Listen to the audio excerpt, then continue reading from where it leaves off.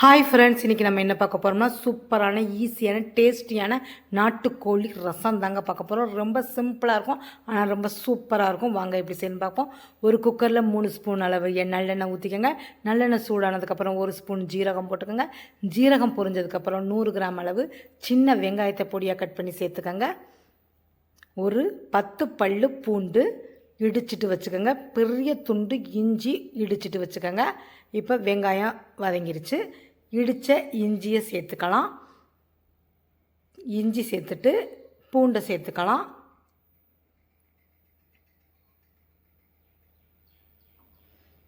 பூண்டு சேர்த்துட்டு ஒரு 2 நிமிஷம் நல்லா வதக்கிக்கோங்க. ரொம்ப ஈஸியாக செஞ்சிடலாங்க, ஆனால் ரொம்ப டேஸ்டியாக இருக்குங்க. இந்த மாதிரி செஞ்சு நீங்களும் எப்படி இருக்குன்னு எனக்கு கட்டாயம் கமெண்ட் பண்ணுங்கள். இப்போ நல்லா வதக்கிட்டு அதுக்கப்புறம் ஒரு பெரிய பழமான தக்காளி கட் பண்ணி வச்சுருக்கோம், அதை சேர்த்துக்கலாம்.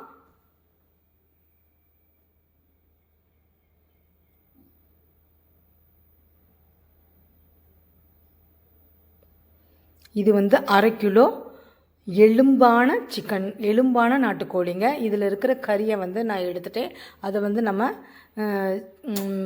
வறுத்துக்கலாம், உப்பு கறி அந்த மாதிரி செஞ்சுக்கலாம்னு சொல்லிட்டு எலும்பாக இருக்கும் பார்த்திங்களா, அந்த மாதிரி கறி எடுத்து நான் இந்த ரசம் வைக்கிறேங்க. ரொம்ப டேஸ்ட்டாக இருக்கும்.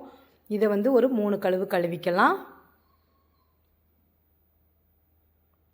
இப்போ வெங்காயம் தக்காளி எல்லாம் வதங்கிருச்சு. கொஞ்சம் கொத்தமல்லி சேர்த்துக்கலாம். லாஸ்ட்டாக கொஞ்சம் கொத்தமல்லி சேர்த்துக்கலாம். இப்போ கொஞ்சம் சேர்த்துக்கலாம். கொஞ்சம் கருவேப்பிலை சேர்த்துக்கலாம்.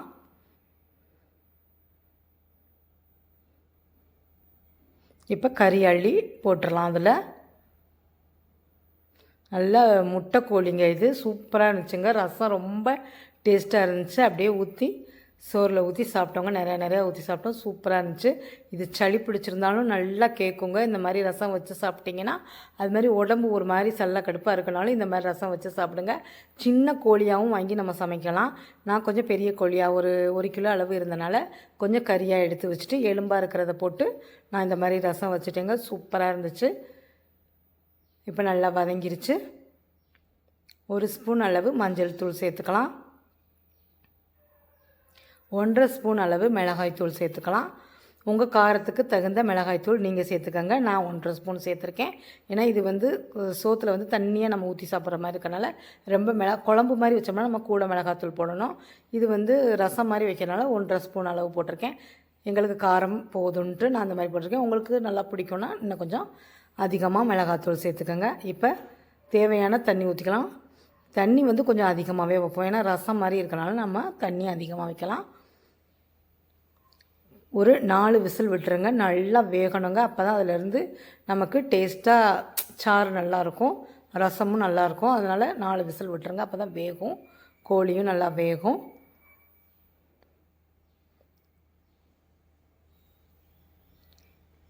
இப்போ தேவையான அளவு, ரசத்துக்கு தேவையான அளவு உப்பு போட்டுக்கலாம்.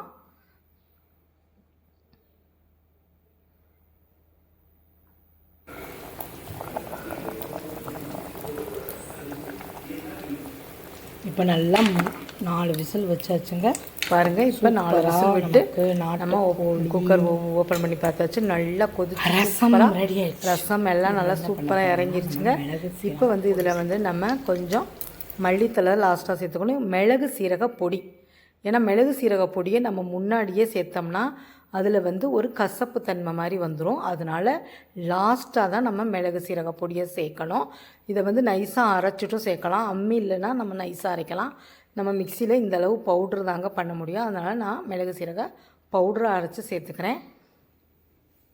நல்லா காரமாக இருக்கும், அதுக்காண்டி கொஞ்சம் கூடவே சேர்த்துக்கோங்க. அப்போ தான் நல்லாயிருக்கும். லாஸ்ட்டாக கொஞ்சம் கொத்தமல்லி. சூப்பரான ஈஸியான சிம்பிளான நாட்டுக்கோழி ரசம் செஞ்சு காமிச்சிருக்கோம். நீங்களும் இதை மாதிரியே உங்கள் வீட்டில் நாட்டுக்கோழி ரசம் செஞ்சு எப்படி இருக்குன்னு எனக்கு கட்டாயம் கமெண்ட் பண்ணுங்கள். இவ்வளோ நேரம் இந்த வீடியோவை பார்த்ததுக்கு ரொம்ப நன்றி. சப்ஸ்கிரைப் பண்ண எல்லாருக்கும் ரொம்ப நன்றி. சப்ஸ்கிரைப் பண்ணாதவங்க தயவு செய்து சப்ஸ்கிரைப் பண்ணிவிட்டு பாருங்கள். நல்லா சுட சாதம் போட்டு இந்த ரசத்தை நல்லா சோறு முங்குற அளவுக்கு ஊற்றி அதில் 2 ஸ்பூன் நல்லெண்ணெயும் ஊற்றி சாப்பிடுங்க. செம்ம டேஸ்ட்டாக இருக்கும்.